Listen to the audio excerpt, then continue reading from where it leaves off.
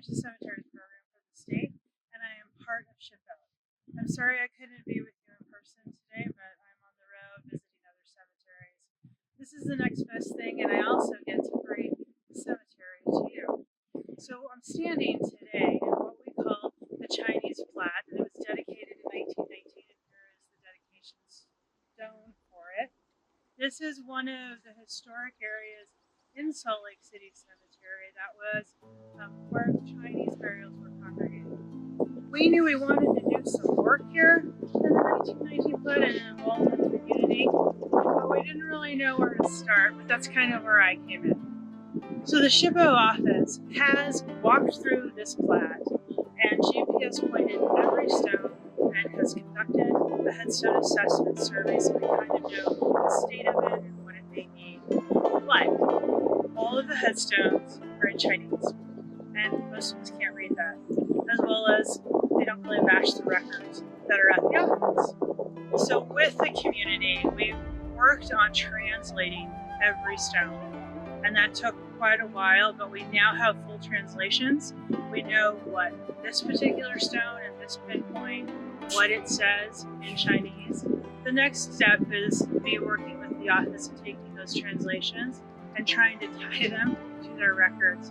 We may have some burials where we don't have a headstone, and I'm actually kind of certain we have headstones that aren't in a place where a burial is at, so we need to figure out what to do with that. We're going to be moving on to the next part of this project, and that is going to involve the community even more.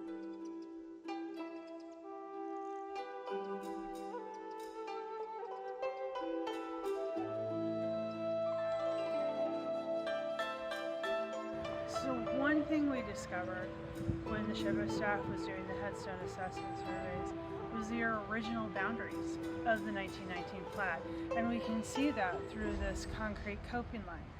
This was the original boundary that was purchased by a local Chinese businessman who then buried his community members here.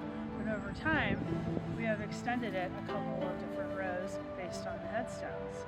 So we have a lot of different context that is happening as we start working and documenting the Chinese Plat and understanding what happened, what were the waves of exhumations, what are the burials that are currently here now.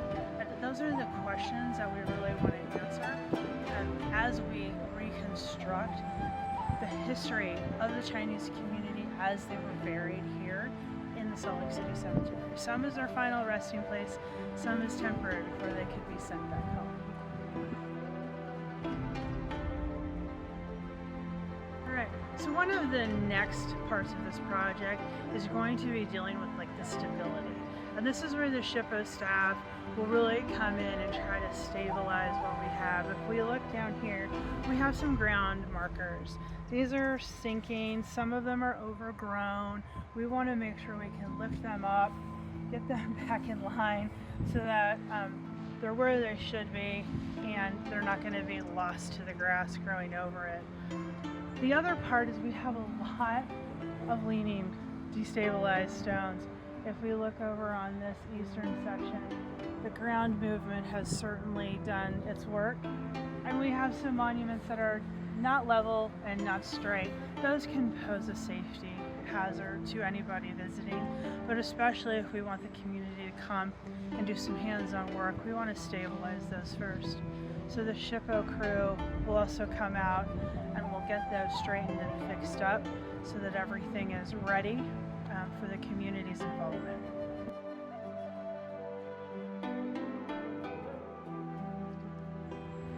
The final part in this project in the 1919 Chinese Plat will be cleaning. The majority of these stones are granite, and one of the problems we experience throughout Utah, but especially here in the Salt Lake City Cemetery, is hard water standing.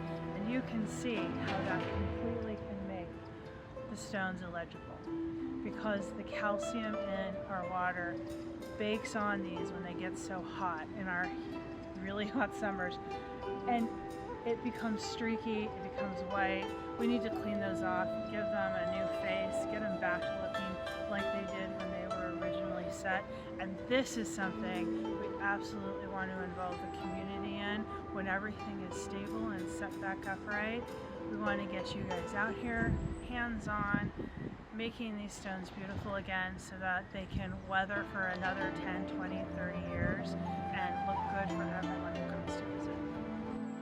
So as I wrap up the project here in the 1919 Chinese Plat, I want to just take a moment to say it's a real privilege for me and my SHPO colleagues to be able to work in this area to preserve and protect this cultural heritage, to be able to work with our partners at SLC Cemetery, colleagues at SHPO, but also with the Chinese community to make sure that we pay attention to this area and get it back in order so that we can have future generations come and learn and enjoy what was part of this great impact that the Chinese community had on Utah.